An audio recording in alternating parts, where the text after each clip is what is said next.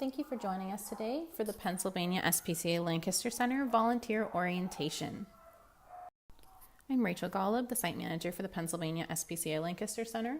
I began my shelter career in 2008 in San Diego, California.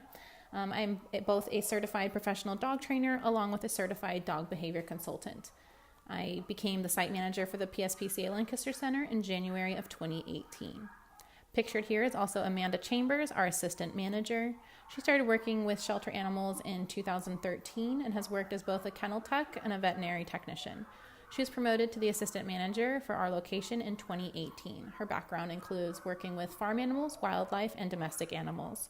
So if you have any questions at all, it would be either myself or Amanda that you'll want to reach out to, and we are the two that tend to do most of the work with our volunteers. A little bit about who we are. The Pennsylvania SPCA was originally founded in 1868. We have 3 different locations: Lancaster, Philadelphia, and Danville. We are not affiliated with the ASPCA or any other SPCAs. SPCA is not actually a trademark name, so any animal shelter can be called an SPCA, and the ASPCA is actually headquartered out of New York. They are not a nationwide organization. The PSPCA has only operated out of the Prince Street location since August of 2017. Prior to that, the Lancaster County SPCA operated out of the building before us. They went under a little bit before we took over, and we do not have any of their records, and we do not operate in any of the same ways. The mission of the Pennsylvania SPCA is to protect animals, prevent cruelty, and improve the health and quality of life for animals in Pennsylvania. The PSPCA follows a no-kill philosophy, which means that humane euthanasia is reserved only for unhealthy and untreatable animals. We define unhealthy and untreatable animals as dogs or cats that are not safe for us to adopt out due to aggression issues, or animals that are not thriving medically. So if they are hit by a car or they are dying, we will humanely euthanize them rather than allow them to continue to suffer. We are the only shelter that accepts strays for Lancaster County. The Humane League accepts strays for 2 different townships in Lancaster County, but that's it. So all other 28 municipalities and townships in Lancaster County are contracted with us. So all of those stray dogs do come to us. These are our hours of operation.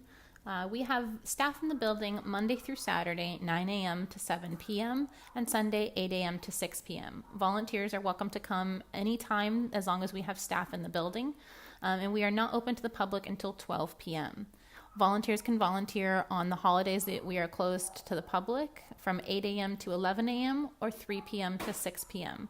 So we are closed on all of those holidays listed here, but we do have staff that comes in from those 2 shifts, 8 a.m. to 11 a.m. and 3 p.m. to 6 p.m. to make sure that those animals are taken care of. Please also note that we may close our shelter due to hazardous weather, and we will update our Facebook page to reflect the status of whether we are closing or not. A little bit about where our animals come from. So when it comes to dogs, there's 3 different ways that dogs come into us. The first way is if there are stray dogs, so that means that they are found running loose and we don't know who an owner is. Either Good Samaritans or police departments, park rangers, state troopers will bring those animals into us. I don't have any animal control officers or anything out of my building for my organization that I dispatch to go pick up those animals. They're always brought to us by, like I said before, either the police department, state troopers, park rangers, or Good Samaritans. So if you're in Lancaster City and you see a dog running loose, you have 2 options. You can either try and get the dog yourself and bring it into us, or you can call the local city police and they will pick the dog up and bring it into us. We are contracted with 28 different townships and municipalities to receive those stray dogs. But if the animal is from a township or municipality that we don't have a contract with, we will still accept the animal. We accept all stray dogs regardless of where they're from. When it comes to owner surrenders, we're a little bit pickier, obviously because I have to hold a certain amount of cages for those stray dogs. I have very limited space for owner surrenders. So I only take in owner surrenders on a case-by-case basis as I have space. Typically, we accept them on Wednesdays, and if that's, of course, like I said before, like if we only have space. So they have to pass a behavioral and medical assessment, and if they are friendly, healthy, we will accept them. If they are not, we will not accept them. We do also ask for a $50 surrender fee. The third way that animals come to us is through our cruelty department. So our HLE officers are actually dispatched from our Philadelphia location. If you call our cruelty hotline, it's kind of like a 911 dispatch. We'll prioritize the calls and then dispatch the officers according to priority. And then when those officers get to the scene, if they feel that the animal is in immediate danger, they will confiscate the animal and then bring it either to us or Philadelphia or Danville locations. So some of those animals, they end up having to be protective custody or they're in pretty rough shape. But those are the 3 top ways that dogs come into us. When it comes to cats, it's a little bit trickier of a situation. There are no protections for cats in the state of Pennsylvania. So if you find a cat, unless it's microchipped, that is now your cat. So we only accept cats on a case-by-case basis, and we only accept them on Wednesdays as we have space. We must do a behavioral and a medical assessment on every cat prior to accepting them. All cats and kittens are tested for FIV and FELV before acceptance, and kittens under 6 months are tested for Pan-Luc. If cats are negative for all of those, they're friendly and easy to handle, then we will accept them as we have space. There is a $50 fee associated with accepting those cats, regardless of if they're strays or owner surrenders. A little bit about what we do. Since we began operating out of the 848 South Prince Street location, we have adopted out over 1,043 animals. We've returned 423 animals to their owners, including a pigeon. Our return to owner rate is 47%, which is 3 times that of the national average. So we return almost 50% of the dogs that come into us as strays to their owners. We offer a low-cost vaccine clinic on the 1st and 3rd Tuesdays, 2nd Fridays, and 4th Saturdays of the month. We offer low-cost spay and neuter services to the public. We have a humane education program where we teach school-age children about safe animal-to-human interactions and how to care for animals. We have a pet pantry program where we provide free food and pet supplies for pet parents facing financial hardship. And we participate in the Pets for Patriots program, which provides discounted adoption fees for veterans along with discounted veterinary services and food. There are 3 main types of volunteers. The first is the Pooch Pal, which consists of dog walking, off-site hikes and field trips, adoption events, and adoption photo and videos. So you can come and take pictures and videos of these dogs to help them get adopted. Next, we have the Feline Friend, which involves cat cuddling, cat cage cleaning, and same thing, adoption photos and videos. And lastly, we have Shelter Essentials Attendant, which includes making enrichment for the dogs and cats, washing dishes, doing laundry, vaccine clinic help, and groundskeeping. So if you're someone that wants to volunteer with us but can't handle animals due to medical issues or things like that, we have those other options for you to do where you can still help out without having to handle animals. These are our basic volunteer rules. We have a 0 tolerance policy on harassment, which includes any harassment based off of race, color, gender, religion, disability, marital status, national origin, sexual preference, medical condition, or any category protected by federal, state, or local law. Media inquiries must be approved by shelter manager. So if you are at our shelter and a news crew asks you for a statement, it must be approved by our shelter manager prior to you accepting that interview. We ask that you just ask permission before making any statements on behalf of the PSPCA. We take our confidentiality policy incredibly seriously. If you duplicate any messages or information that you hear or see inside of our building, it may jeopardize the future for that animal. So if one of our humane law enforcement officers is in our building and you overhear a conversation and repeat what you hear, it may jeopardize a court case. So we ask that you don't share anything that you see or hear except for adoptable animals outside of this building.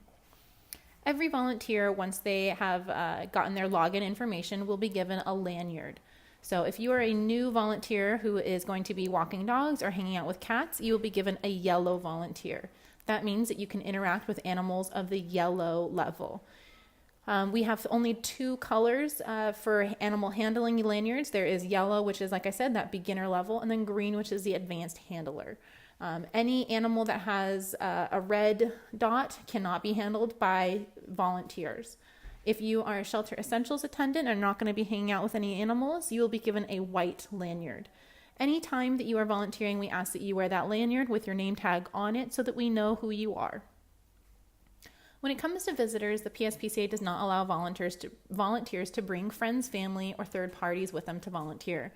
If you're a trained volunteer, you're welcome to come, but you cannot bring any guests. Any injury must be reported to the site manager or a staff member. So if you slip and fall, if you walk into a door, I need to know about that immediately, or you need to notify any of my staff members about that. It's incredibly important if the injury was caused by an animal. So if a kitten scratches you or a dog bites you, you must report those injuries to me or a staff member immediately. We also ask that you do not wear headphones or talk on the phone while volunteering. Even if you're not handling an animal, if there's an emergency, we need to be able for you to hear us immediately. Volunteer commitment means that we ask that you commit to a minimum of 8 hours per month. We do not schedule our volunteers, so you're welcome to come volunteer anytime that there is staff in the building. If you are unable to volunteer for an extended period of time, such as you're going on vacation for 3 months or something, please notify the shelter manager immediately so that we can keep you active in our system without deactivating you. If you decide you no longer want to volunteer, please notify myself or another staff member immediately, and we will deactivate your profile. Dog Handling 101.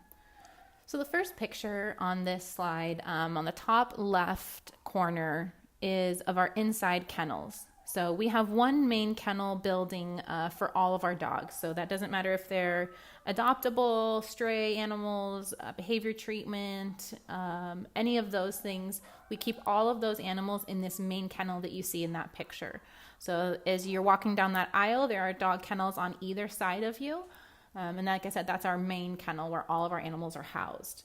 That right top picture is one half of our outside kennels. So all of our kennels are indoor, outdoor. There is a chute door that opens up so the dogs can go outside as needed. That bottom left picture is of our volunteer walk board. So it is updated daily so that you know where the dogs are located and what color those dogs are for walking. We ask that you mark every dog after you finish walking them on that walk board. And lastly, that picture on the bottom right corner is of a kennel card for an adoptable dog. You'll notice in the middle top of the kennel card is a yellow dot. That tells you what level that dog is for walking. It should match your lanyard color. So if you are a yellow lanyard, you can only walk yellow dogs. At this stage, if you are a new volunteer, you will automatically be a yellow lanyard volunteer. So just a quick rundown. All of our dogs are taken from the outside kennels only, never the inside kennels. So if you look at that indoor kennel picture again, if you're taking dogs out from those front gates, it's really likely that dogs will go immediately across the kennel to fence fight with the dog across from them. When you're taking dogs from the outside kennels, you only have to walk past one side of other dogs. So it's a lot safer to take those dogs from the outside kennels as opposed to the inside kennels. In the mornings, if you're coming for our field trip program between the hours of 9 and 9:30, all of the dogs will be flipped to their outside kennels because we do clean the inside kennels first in the morning. After the hours of 10 to 10:30, those dogs are on the opposite. So the dogs are flipped to the inside kennels while we clean the outside kennels. We ask if you come to volunteer after that 10:30 or 10 a.m. time that you hold off on walking dogs until their outside kennels are clean. If you're coming any other time after that, you'll just open up the chute door and allow the dog to go outside prior to taking the dog from the outside kennel. In the next slide, I'm going to show you a quick video on how to open that chute door. All beginner volunteers are yellow lanyards, and again, you're only allowed to take out dogs with a yellow dot on their kennel card. Always use a slip leash to get dogs in and out unless given direct permission from the shelter manager or assistant manager. Always clip the carabiner back on the kennel when you've put a dog back. So each kennel has a latch and we put the carabiner on the latch before walking away. Always mark on the walk board which dog you've walked after you've put the dog back. And most importantly, never let dogs greet face to face. So we don't have volunteers do dog interactions. Dog interactions are only to be done by staff members. So if you're walking down the kennel, it's incredibly important that you're not letting the dog fence fight with the dog as you're walking down. And if you are out in the public on a field trip or on our property, you must keep a 20-foot distance between you and another dog. We do not let dogs interact. And if you are on our property and you're walking a dog, if a person walks up to you and says they're interested in potentially meeting that dog, we do ask that you direct them to come into our front lobby and fill out the appropriate paperwork before meeting the dog. We do an approval process where we run the person's name through our computer system to make sure that they don't have any cruelty concerns or charges prior to allowing them to meet with animals.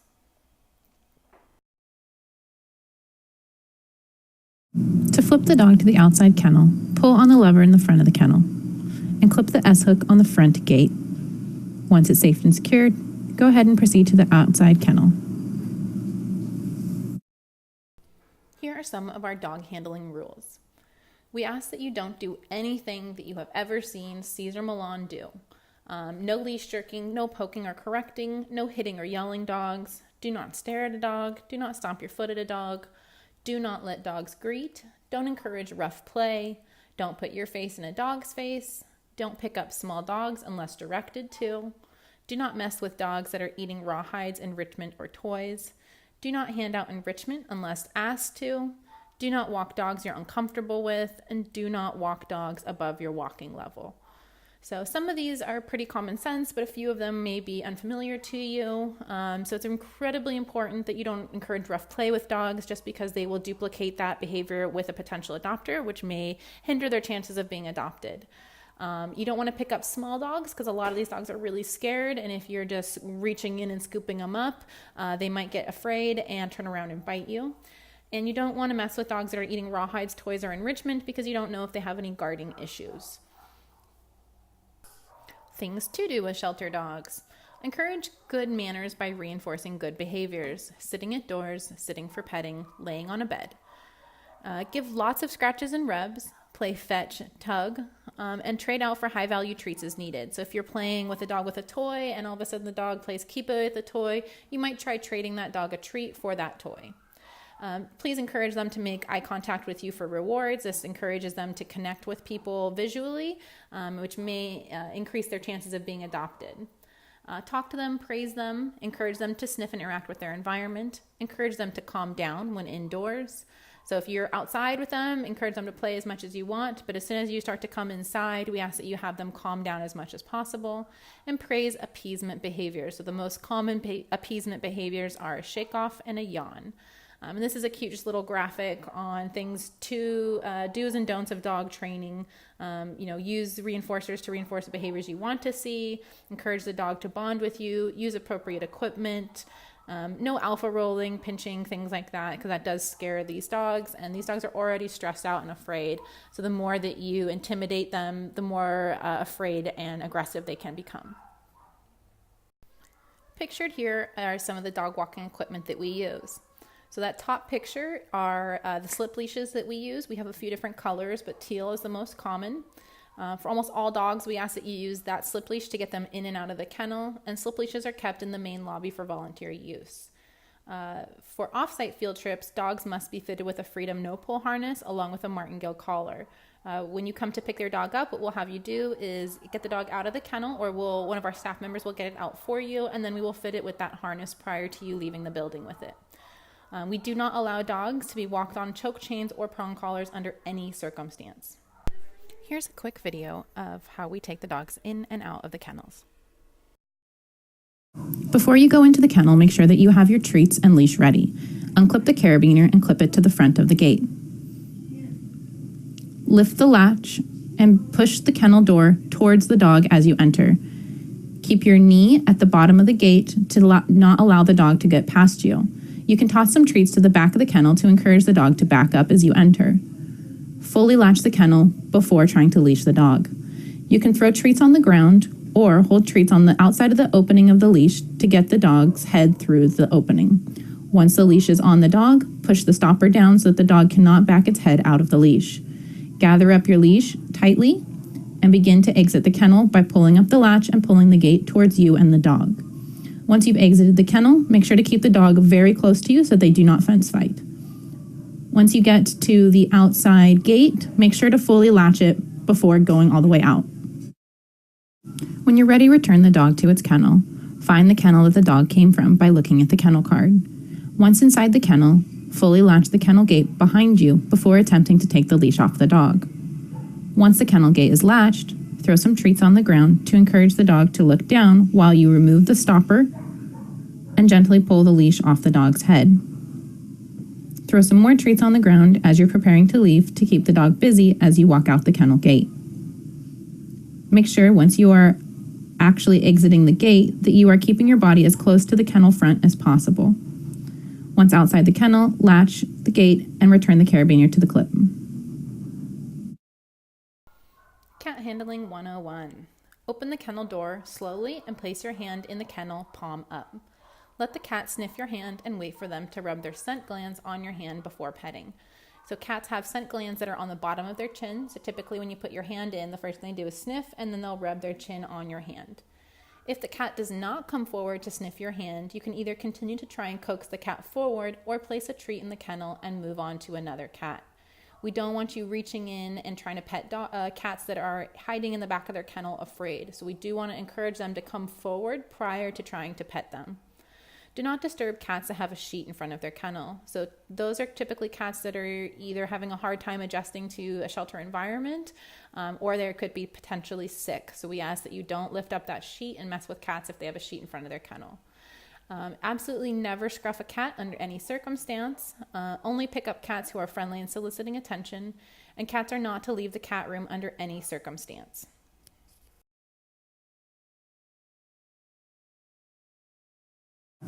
Open the kennel latch by pulling up and place your hand on the inside of the kennel. Allow the cat to sniff the palm of your hand before petting from head to tail.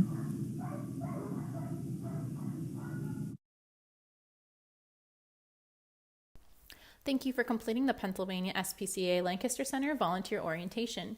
Please email us at lancaster@pspca.org to receive your volunteer login information. If you wish to become a dog walker, you will also email us to schedule your one-on-one training with one of our staff members.